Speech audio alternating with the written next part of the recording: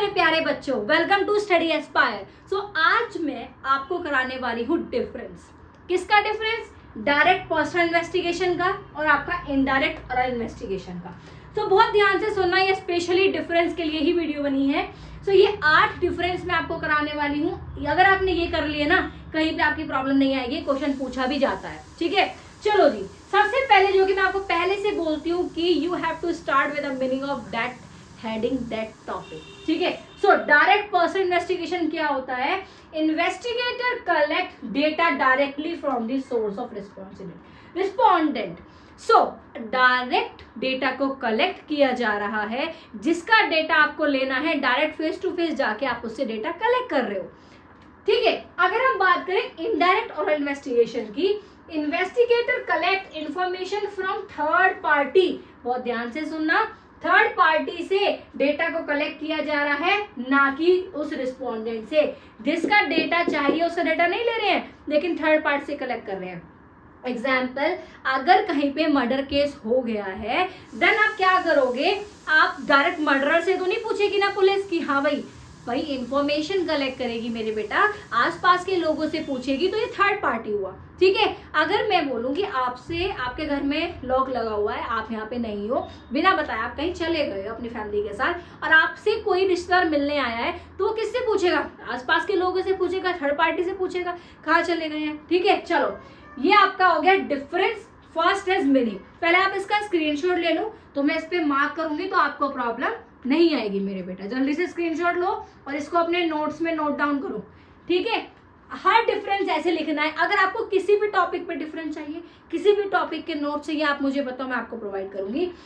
Second is nature. ठीक है, first hand and direct method. ये फर्स्ट हैंड है। फर्स्ट हैंड क्यों कहा गया मेरे बेटा? क्योंकि डायरेक्ट जिसका डेटा है उसी से लिया जा रहा है, that's why we call it first hand. ठीक है, and indirect oral investigation is known as second hand data, second hand and indirect method. ठीक है, चलो एक्यूरेसी।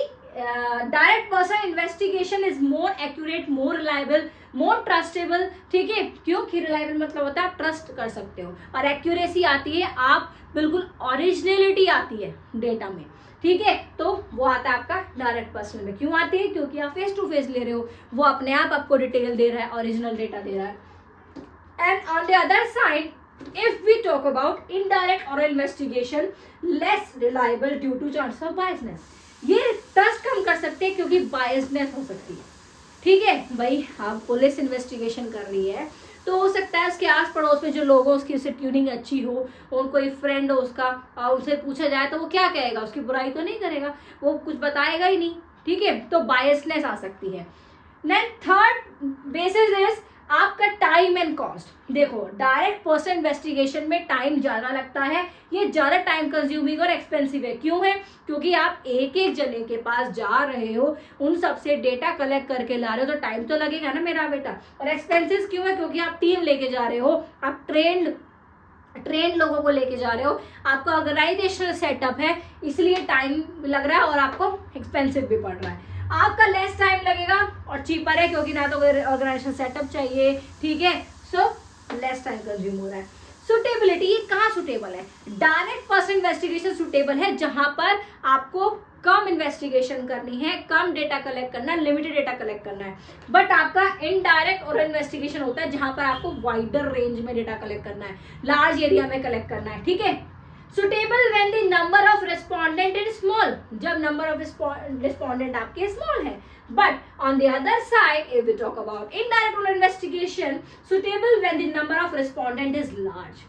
ठीक है, नेक्स्ट इज इन्वॉल्वमेंट। इन्वॉल्वमेंट, जो इन्वेस्टिगेटर है, जो रिसर्चर है, वो खुद पर्सनल ही जाकर खुद इन्वेस्टिगेट कर रहा है, खुद डेटा कलेक्ट कर रहा है। बट यहाँ पे क्या है?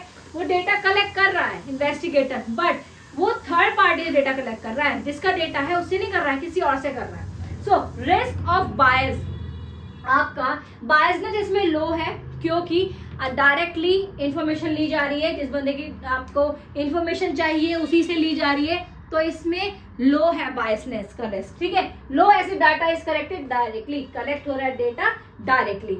High as data may be biased based on perception or assumption, इसमें हाई रिस्क है, क्योंकि जो परसेप्शन के बेस पे, लोगों के अजम्पशंस के बेस पे, अलग अलग लोगों के ओपिनियंस के बेस में डेटा कलेक्ट हो रहा है, इन्वेस्टिगेशन हो रही है। एंड नेक्स्ट इज एग्जाम्पल के through soon low, interviewing farmers directly about crop production. Farmer है, उसका क्रॉप का प्रोडक्शन का काम है, तो उससे डायरेक्टली पूछा जा रहा है कि आपकी क्रॉप कैसी है, आपको कितना बचता है, कितना खर्चा लगता है, ठीक है, तो उसके क्रॉप प्रोडक्शन के बारे में डायरेक्टली पूछा जा रहा है। बट अगर मैं इसका एग्जांपल बताऊं आपको इनडायरेक्ट और इन्वेस्टिगेशन का, asking village head about farmers income. Village का जो हेड है, विलेज का जो मुखिया है, उससे पूछा जा रहा है आपके जो यहाँ फार्मर्स है उनकी इनकम क्या है, ठीक है। अगर मैं इसका एग्जाम्पल दूं कि आपके फादर की इनकम हम अगर आपके फ्रेंड से पूछें तो क्या वो सही से बता पाएगा? नहीं, हो सकता है ऐसे अनुमान लगा दे, आपका अपने एजम्पशन के हिसाब से, अपनी परसेप्शन के हिसाब से बता दे, पर एक्यूरेट तो नहीं बता पाएगा, ठीक है।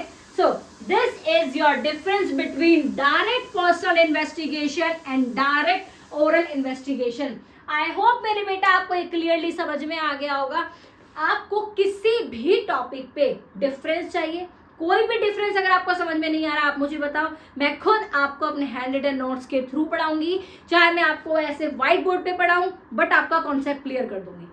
I am here to help you out in any situation, in any topic. किसी भी टॉपिक में आपको प्रॉब्लम है, I am there for you, ठीक है।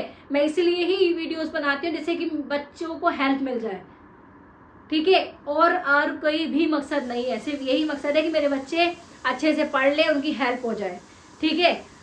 सो ये था डिफरेंस। और भी आपको किसी टॉपिक की प्रॉब्लम आती है, मुझे चाहे वो कोई भी सब्जेक्ट हो, अगर मुझे आता होगा मैं 100% आपको बताऊंगी, ठीक है। चलो अब आपको मिलते हैं नेक्स्ट वीडियो में। I hope you like it, so please do like, share and subscribe my channel. बेटा दोस्तों में शेयर करो जिससे उनकी भी हेल्प हो सके, ठीक है। So please do like, share, subscribe my channel, और कमेंट सेक्शन में जरूर बताओ कि आपको कितना समझ में आया है या समझ में नहीं आया है, या किस तरह से आप पढ़ना चाहते हो। So thank you so much, मिलते हैं आपको नेक्स्ट वीडियो में।